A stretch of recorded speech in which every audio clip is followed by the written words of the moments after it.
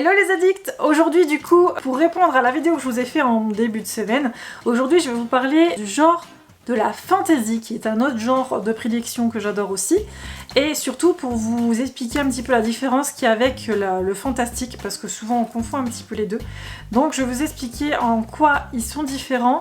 C'est subtil, mais il y a quand même une différence énorme en fait. C'est parti, je vous explique tout ça. Alors la fantasy en fait, c'est un genre où il y a toujours un ou plusieurs éléments surnaturels, qui souvent va être l'irruption ou l'utilisation de la magie.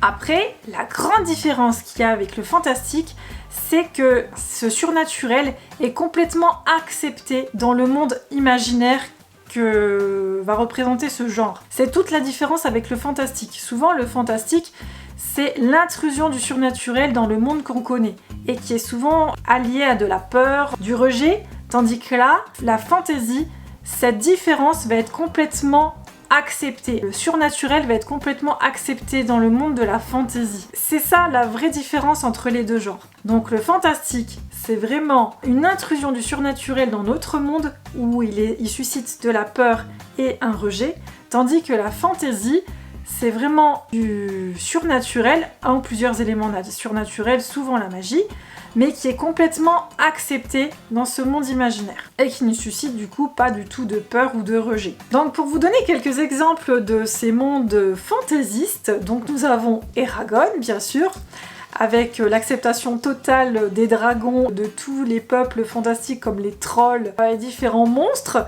On a aussi par exemple à la croisée des mondes où on va avoir des ours en armure, des démons qui sont des animaux qui sont la conscience en fait de leur humain. On va avoir aussi par exemple la passe miroir où on va avoir une grande fracture dans ce monde-là où on va avoir des arches qui sont des éléments qui sont séparés par le ciel et tout ça, et où les gens vont avoir des pouvoirs entre guillemets, où par exemple ils vont pouvoir parler aux objets, avoir des griffes seulement par leur conscience, pouvoir avoir des pouvoirs de télépathie ou des choses comme ça. C'est complètement accepté et donc c'est de la fantasy. Donc ça, ces trois-là, c'est vraiment des histoires que j'ai adorées, mais on peut avoir aussi le Seigneur des Anneaux avec les elfes, les trolls, les humains, enfin les différents peuples qu'on peut trouver dans le Seigneur des Anneaux, les dragons, les différents monstres aussi.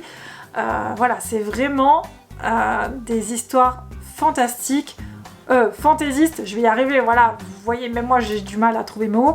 La fantasy avec tous ces éléments surnaturels qui sont complètement acceptés par les personnages parce que c'est un monde complètement imaginaire. Par exemple en fantasy, vous avez aussi Nevermore qui est une saga en cours que j'adore, où on va retrouver en fait une petite fille qui est maudite, puisque à chaque fois qu'il se passe des choses pas bien autour d'elle, on dit que c'est sa faute, et elle est censée mourir à l'âge de 11 ans, et puis finalement on va venir la sauver entre guillemets, et l'emmener pas dans un autre monde, mais dans une autre ville, et où en fait elle va être complètement acceptée entre guillemets. Enfin voilà, je vais pas vous raconter trop pour pas vous spoiler, mais c'est une histoire que j'ai adorée, pour moi c'est de la fantasy jeunesse, et qui fait quand même pas mal penser à Harry Potter. Donc voilà, j'espère que maintenant vous arriverez à faire la différence entre les deux. Enfin, en tout cas c'est subtil, mais voilà, il y a quand même une énorme différence. Donc j'espère que ça vous a plu cette petite vidéo pour cette semaine de Noël. Et n'hésitez pas à me dire, vous, quel genre de fantasy vous aimez lire. Voilà, si vous avez des titres, mettez-les en dessous parce que ça peut me donner plein d'idées, parce que j'adore la fantasy, mais c'est pas... Enfin, j'oscille entre fantastique et fantasy. Donc n'hésitez pas à me dire que vous avez comme recommandation en fantasy. Et moi, je vous dis bye bye et à demain pour une nouvelle vidéo.